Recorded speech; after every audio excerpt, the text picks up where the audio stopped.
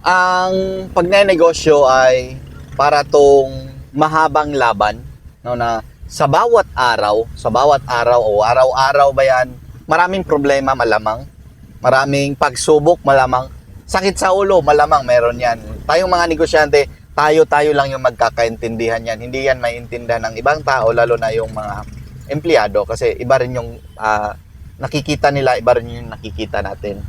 Katulad kaninang umaga kasi, ang anak ko is pinapasali ko o pinapaturuan ko sa sa pag-swimming. Pinaano ko siya, pinaaral ko ng swimming lessons. So bali session 4 na nila, no. At alam kong napakahirap mag-swimming kasi kahit ako hindi ako ganun kagaling lumangoy. Nung mga kabataan ko kasi, naliligo ako, yes tama, nagsiswimming kami, yung mga kaibigan ko. Pero walang nagturo sa amin, sariling sikap lang. At hindi kami sa swimming pool nagpa-practice, sa ilog, sa sapa, malamang sa kanal din minsan. Oo.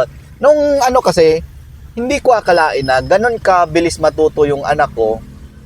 Kasi noong day 1 nila, day 2 nila is basic lang ginagawa nila, yung sa paa, yung sa kamay, ganon.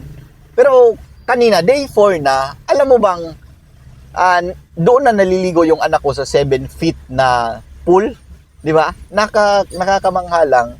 Kasi, nasabi ko na day 1, napaka mahirap. Day 2 is napakahirap din. Hindi ko akalain na day 3, day 4, kaya na nilang lumangoy sa napakalalim na pool. So parang nakita ko na parang same lang din siya sa pagnenegosyo, kasi alam nyo ba na meron akong 5 taon na kalugian. 5 taon. Grabe kapalpakan yan, no? At napakahabang laban yan ng pagnenegosyo, lalo na kung hindi ka kumita. Isipin mo 5 years kang lugi. Maswerte lang ako dahil yung asawa ko is kaya niya kaming buhayin kahit yung negosyong pinasok ko walang kwenta. So, yan lang yung nakalamang sa amin dahil meron na kaming kumikitang negosyo talaga.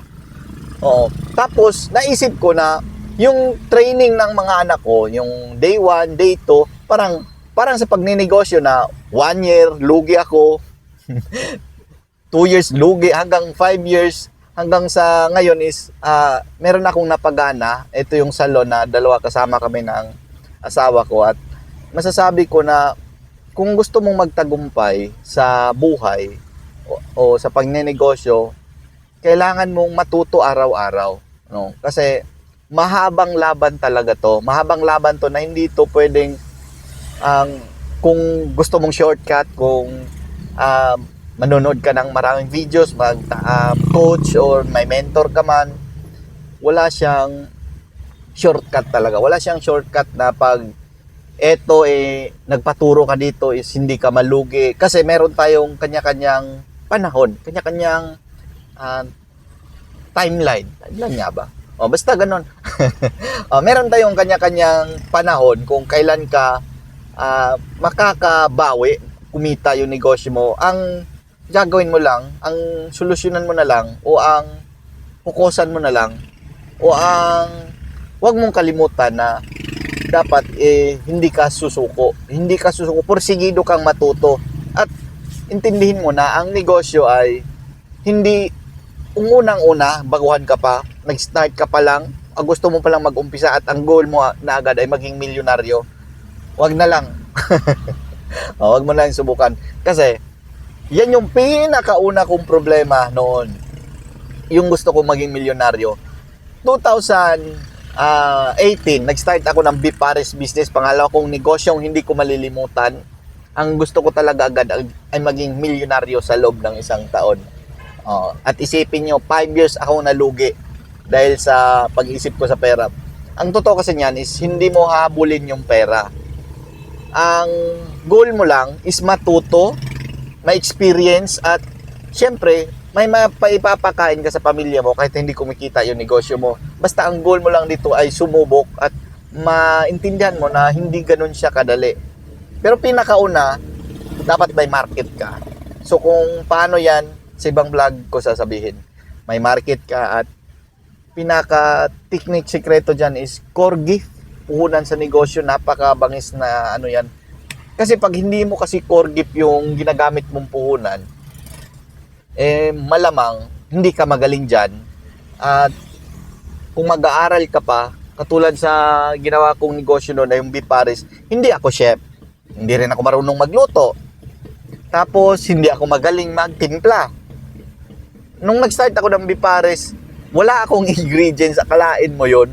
So, yan yung mga pagkakamali ko dahil nagnegosyo ako na hindi ko core gift, hindi ko alam, no? Katulad rin sa ano namin yan, business namin, etong Zell Salon. Ang Zell Salon, meron na kaming 9 years na experience sa salon business. Kasi yung asawa ko ay 14 years na pala siya. Meron siyang 14 years na karanasan sa salon business kasi nag-start siya ng mga 2017 pa yata siya. Yan. Tapos, yan yung ginamit namin o yan yung pinuhunan namin o yan yung negosyong sinubukan namin. Nag-start kami sa core gift niya at kwentuhan ko kayo sa ano ng negosyo namin. 2021 nag-start kami November. Ano na ngayon? 22, 23, 24, 25. 4 years na pero magpo 4 years pa kami ngayong November din. So meron pang ilang buwan pa ba? May, June, July, August, September, October, November. 6 months. 3 years and 6 months pa kami. Meron na kaming 4 branch. Magbubukas ang isang branch natin dyan sa Turil, Agton Street, no? Ang Zell Salon, ang pangmalakasang salon ng Mindanao. Abangan nyo ang ano natin, baka magbukas tayo ng franchising next year, no? Kung ibibigay na sa atin ni Lord. So, kailangan mo ring hilingin at trabahuin. At si Lord ang ang magdidesisyon kung makukuha mo na ba yan siya. So, trabaho lang. At ang naniniwala ko na ang negosyo ay mahabang laban.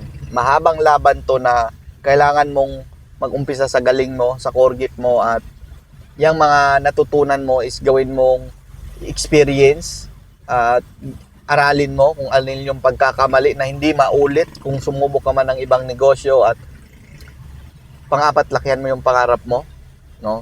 Lakihan mo pa ng pangarap mo dahil pangarap lang ang labanan sa negosyo at syempre, huwag mong kalimatang magdasal at magpasalamat sa buong may kapal. Ako si Jeff Singko nagsasabi, kumbate, permi, bye-bye! Trabaho-trabaho talagang pag negosyo.